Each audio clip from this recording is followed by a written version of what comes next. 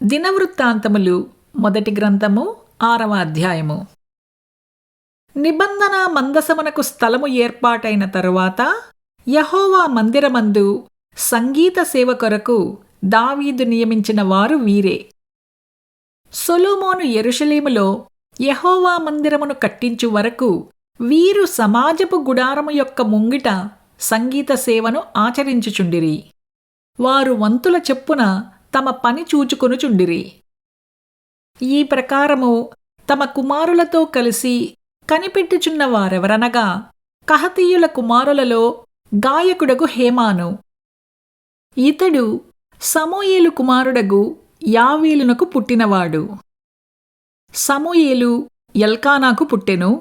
ఎల్కానా యెరోహామునకు పుట్టెను. యెరోహాము ఏలీయేలునకు పుట్టెను.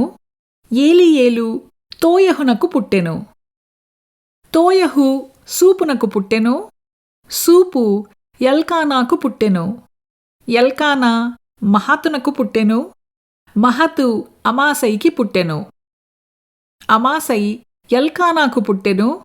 ఎల్కానా యావీలునకు పుట్టెను. యావీలు అజర్యాకు పుట్టెను. అజర్యా జెఫన్యాకు పుట్టెను. జెఫన్యా తాహతునకు పుట్టెను. తాహతు అస్సీరునకు పుట్టెను.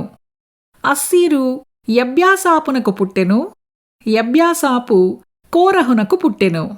కోరహు ఇస్హారునకు పుట్టెను. ఇస్హారు కహాతునకు పుట్టెను. కహాతు లేవీకి పుట్టెను. లేవి ఇశ్రాయేలునకు పుట్టెను. హేమాను సహోదరుడైన ఆసాపు అతని కుడిప్రక్కను నిలుచువాడు. ఈ ఆసాపు బెరక్యా కుమారుడు. బెరక్యా షిమ్యా కుమారుడు. షిమ్యా మికాయేలు కుమారుడు. మికాయేలు బయషేయా కుమారుడు. బయషేయా మల్కీయా కుమారుడు. మల్కీయా యత్నీ కుమారుడు. యత్నీ జెరహు కుమారుడు. జెరహు అదాయా కుమారుడు. అదాయా ఏతాను కుమారుడు. ఏతాను జిమ్మా కుమారుడు. జిమ్మా షిమీ కుమారుడు. షిమీ యహతు కుమారుడు. యహతు గెర్షోను కుమారుడు. గెర్షోను లేవీ కుమారుడు. మెరారీయులు ఎడమ ప్రక్కను నిలుచువారు. వారిలో ఏతాను కీషీ కుమారుడు. కీషీ అబ్దీ కుమారుడు. అబ్దీ మల్లూకు కుమారుడు. మల్లూకు హషబ్యా కుమారుడు. హషబ్యా అమజ్యా కుమారుడు. అమజ్యా హిల్కియా కుమారుడు.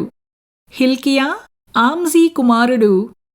ఆమ్జీ బానీ కుమారుడు. బానీ షమెరు కుమారుడు. షమెరు మహలి కుమారుడు. మహలి మూషీ కుమారుడు. మూషీ మెరారి కుమారుడు. మెరారి లేవీ కుమారుడు.